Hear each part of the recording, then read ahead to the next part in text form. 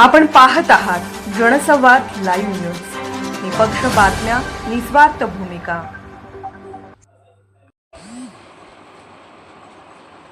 चिरमुरेच्या पोत्याआड 17.65 लाखांचा बंदी घातलेला गुटखा, 17 LCBची मध्यरात्री धडाकेबाज कारवाई, 25.15 लाखांचा मुद्देमाल जप्त, दोघे ताब्यात.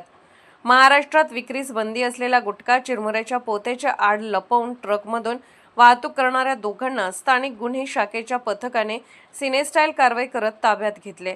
या कारवाईत 17,65,940 रुपयांचा बंदी घातलेला विमल पान मसाला व तंबाखू तसेच 7,50,000 रुपयांचा ट्रक असा एकूण 25,15,940 रुपयांचा मुद्देमाल जप्त करण्यात आला आहे.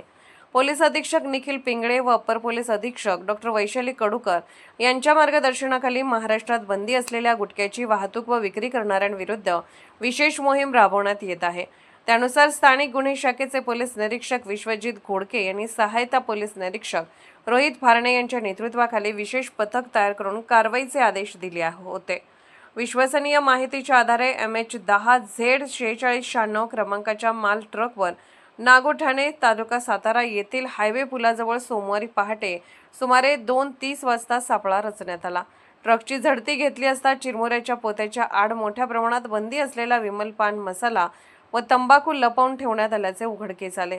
या प्रकरणाची माहिती अन्न सुरक्षा अधिकारी रुपाली अप्पासाहेब खापणे यांना देण्यात आली. त्यांनी घटनास्थळी उपस्थित राहून अवैध गुटखा जप्त केला. या प्रकरणी बोरगाव पोलीस ठाण्यात गुन्हा क्रमांक 234/2026 दाखल करण्यात आला असून अन्न सुरक्षा व मानके कायदा 2006 अंतर्गत पुढील कायदेशीर कारवाई सुरू आहे.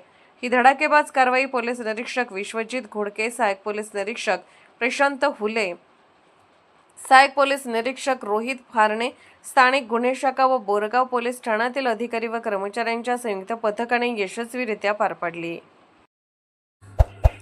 जनसंवाद लाईव्ह न्यूज चॅनलला लाईक करा, शेअर करा आणि सबस्क्राईब करा.